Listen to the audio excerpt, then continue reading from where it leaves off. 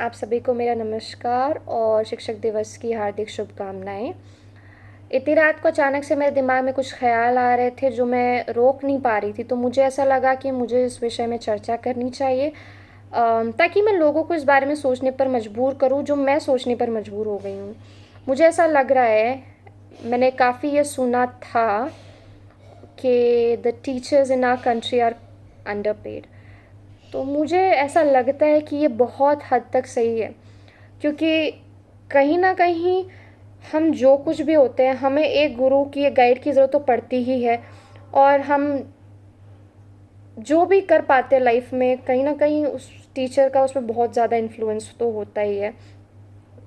वो शिक्षक, वो गुरु हमें मार्गदर्शन करते हैं हमारा, वो हमें कितनी सारी चीज़ें बताते हैं और बताते ही नहीं हैं, वो हमें सोचना सिखाते हैं, वो हमारी थिंकिंग को शेप करते हैं बेसिकली। बहुत से टीचर्स तो ऐसे होते हैं जो किताबों से बाहर चलकर हमारे जीवन को छू जाते हैं, हमारे जीवन में एक परिवर्तन ला देते हैं, हम एक बेहतर इंसान बन जाते हैं। मैं यहाँ मार्क्स की बात नहीं, मैं अच्छे इंसान बनने की बात कर रही हूँ। और साथ ही साथ ऐसे भी टीचर्स होते हैं जो हमारे कामयाब होने में, जिनका बहुत बड़ा हाथ होता है। तो जो मेहनत करते हैं, बार-बार हमें पूरे धैर्य के साथ, कोई चीज़ हमें ना समझ में आ रही हो फिर भी वो हमें समझा रहे हैं। और मतलब कितना धैर्य चाहिए होता है इस चीज़ में, बहुत ज़्यादा।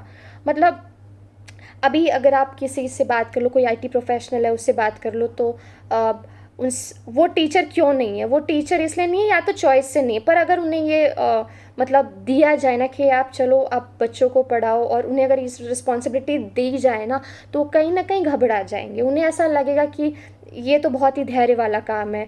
मतलब मैंने कई लोगों के मुँह से सुना हुआ है कि मतलब टीचर बनने के लिए ना बहुत ज़्यादा धैर्य की ज़रूरत पड़ती है। मतलब नॉलेज, ज्ञान वाले पार्ट को अगर हम साइड में रखें, फिर भी धैर्य सबसे बड़ी क्वालिटी तो धैर्य होता है, पेशेंस होना चाहिए। तो लोग अक्सर मुझे कहा करते थे, मुझ में इतना पेशेंस नहीं कि मैं टीचर बनूँ। मैं 9 टू 5 ऑफ़िस में जॉब कर लूँगा या कर लूँगी, पर टीचर बनने के लिए यार बहुत कुछ चाहिए होता है जो हमें नहीं है। तो मैं सोचा करती थी कि टीचर बनना तो कितना आसान काम है। अच्छा खासा छुट्टी मिलती है, फिक्स टू फिक्स आवर्स रहते हैं। हमारे कोलकाता में, वेस्ट बंगाल में तो और भी अच्छा होता था। जब मैं स्कूल में पढ़ती तो सैटरडे संडे छुट्टी, सिर्फ 5 दिन का काम करना, 11 बजे एंटर करो और फिर उसके बाद 4 बजे छुट्टी हो जाती है, अगर डे स्कूल है तो मुझे तो लगता था मज़े होते हैं टीचर के। मज़े in the sense when it comes to like working part. मैं इस चीज़ में बिलीव करती हूँ, काम करो, पूरे लगन से करो, उसके बाद फ्री हो जाओ। ये काम चले ही जा रहा है, चले ही जा रहा है, चले ही जा रहा है, कुछ समझ ही में नहीं आ रहा लाइफ किस दिशा में जा रही है, वो काम मुझे अच्छा नहीं लगता। तो मैंने वैसे तो कभी बचपन में सोचा नहीं था कि मैं टीचर बनूंगी, खैर, बट हालातों ने ऐसा मोड़ लिया कि मुझे लोगों से ऐसा पता चला कि मेरा फ्यूचर इसमें ज़्यादा ब्राइट है। उन्हें ऐसा लग रहा था कि उन्हें उनकी ज़रूरतों के हिसाब से रास्ते खुलते गए, और फिर मैं आज जहाँ भी हूँ वो मुझे दुनिया ने दिखाया है आईना, तब जाके मैं यहाँ पहुँची, वरना मैं भी किसी ऑफिस में काम कर रही होती। तो कभी कभी ना ये बहुत ही ज़्यादा मुश्किल हो जाता है। आप अगर एक टीचर हैं ना, तो आपके मतलब व्यक्तिगत जीवन में जितनी भी सारी परेशानियाँ, जितनी भी बाधाएँ, जितनी भी मुश्किलें आ रही हैं, आप उसको अपने ऊपर हावी नहीं होने दे सकते। आपको एक मुस्कुराता हुआ चेहरा लेकर क्लासरूम में, कक्षा में जाना है, बच्चों बच्चों को पढ़ाना है, बच्चों को समझाना है। आपके लिए बहुत ज़रूरी है कि आप जब क्लास में एंटर करें तो एक पॉजिटिव वाइब्स लेकर घुसे। आप फ्रस्ट्रेटेड नहीं हो सकते। इतना कुछ चाहिए होता है एक टीचर बनने के लिए। ज्ञान के अलावा आपके अंदर धैर्य होना चाहिए। आप अंदर से कितने भी स्ट्रेस में हो, आपको कितने भी गुस्से में हो, आपको वो सारी चीज़ें अपने अंदर दबा करके आपको स्टूडेंट्स को फेस करना है। आपको आप क्यों भड़केंगे? आप नहीं भड़क सकते, आपको शांत रहना है।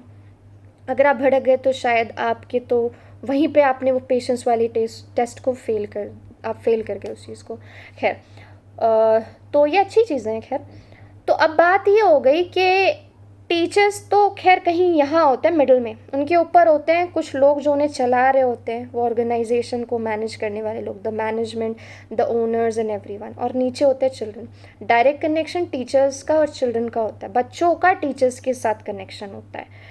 अब टीचर अपने आप में टीचर, अपने पैशन से टीचर है, पर ये सच तो झुठलाया नहीं जा सकता ना कि वो कहीं पर कर्मचारी भी है, वो कहीं काम कर रहा है, वो किसी का एम्प्लॉई है। उसे वहाँ जितनी भी दिक्कतें आ रही है उसका वो असर अपने बच्चों के सामने नहीं दिखा सकता, या उस पर उसका कोई भी प्रभाव पड़ना ही नहीं चाहिए। वो इस चीज़ का ध्यान रखता है, जितनी भी चीज़ इसमें मुश्किल आ रही हो, क्लास टाइम से होगा, क्लास ढंग से होगा, बच्चे परीक्षा में अच्छे से परीक्षा देंगे, बच्चों का फ्यूचर कॉम्प्रोमाइज़ नहीं होगा। चाहे उन्हें ढंग से पैसे मिल रहे हों, चाहे उन्हें ऊपर से कितना भी प्रेशर आ रहा हो, चाहे उनकी पर्सनल लाइफ में कितनी भी प्रॉब्लम्स आ रही हों।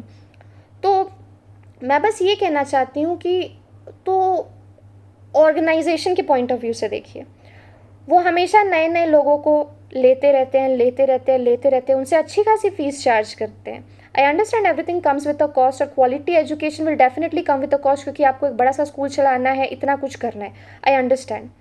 लेकिन बच्चे टीचर्स का चेहरा देख कर आते हैं क्लास में, वो उनके लिए आते हैं, उनसे इन्फ्लुएंस होकर आते हैं। वो ये सब नहीं समझेंगे कि आपके और आपके एम्प्लॉयज़ के बीच में क्या चल रहा है।